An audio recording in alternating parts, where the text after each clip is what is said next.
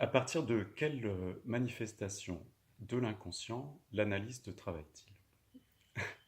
C'est le genre de question qu'on pourrait avoir à l'examen du DU, psychanalyse freudienne, à Paris 7. Examen qui va se produire le 15 juin. J'en ai parlé dans la vidéo sans dessus-dessous avec Eva.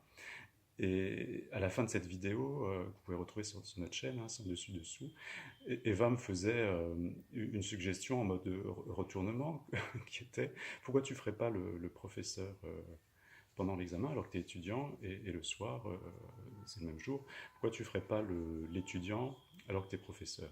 Un truc, un espèce de mi-cadeau qui m'a embrouillé et qui en même temps a beaucoup de sens en fait, parce que la question hein, qui pourrait nous être posée, c'est les étudiants à Paris 7 là, en psychanalyse se mobilisent, sont très agités pour se dire est-ce qu'on aura droit aux antisèches, est-ce qu'on aura droit à Google, pour pouvoir restituer toute la somme des connaissances autour de Freud qu'on a acquises ou pas acquises d'ailleurs pendant les 6 mois du DU.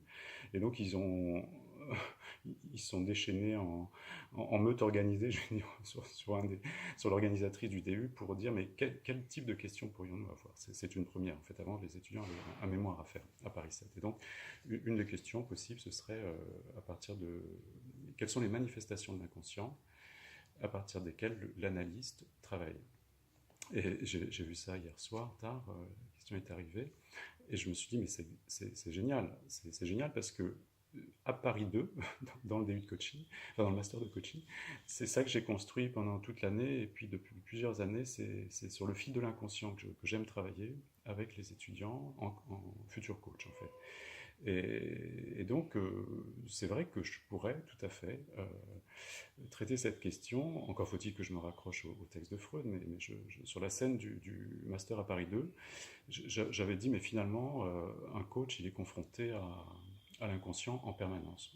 Première confrontation, c'est pourquoi faire le coach? Pourquoi vouloir faire le coach? Pourquoi être, être master? Pourquoi vouloir coacher, soigner, développer les autres? Et donc, c'est une des premières manifestations massives hein, sous l'angle des répétitions de l'inconscient. J'appelle ça l'inconscient au tournant, en fait.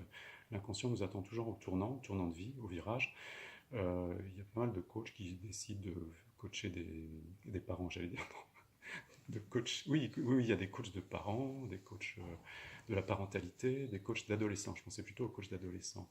Mais en fait, quand ils font ça, s'ils regardent de près, hein, parce que tout ça est plutôt des répétitions inconscientes, quand ils font ça, ils veulent juste revivre leur vie qu'ils n'ont pas eue, se refaire une enfance, ils coachent des parents ou des ados, ils essaient par procuration de faire ce qu'ils n'ont pas eu.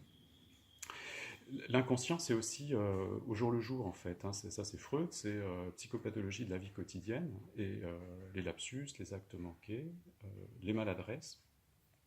C'est l'inconscient au jour le jour. On est truffé, on n'est pas maître à bord de notre demeure, disait Freud. Enfin, il ne le disait pas comme ça, mais à peu près. C'est un peu ça l'idée. C'est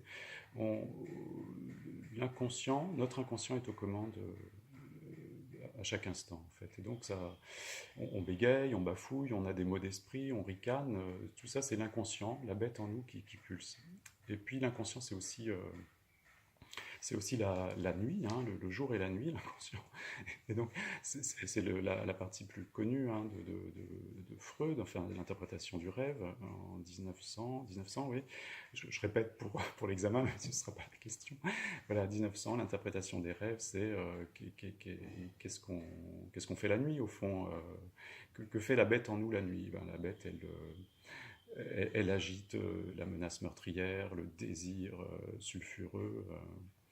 Et donc je me dis chouette, si c'est ça le type de question pour l'examen du DU le 15 juin, ben, je me dis super, parce que c'est une question qui est orientée sur la pratique, sur le travail que je fais aussi côté divan, en tant qu'analysant, et puis me reste à découvrir comment ou quoi, à quoi je vais me laisser faire pour être le soir du 15 juin à Paris 2 sur le mode plutôt apprendre d'eux, en fait, apprendre des élèves sur cette scène de l'inconscient.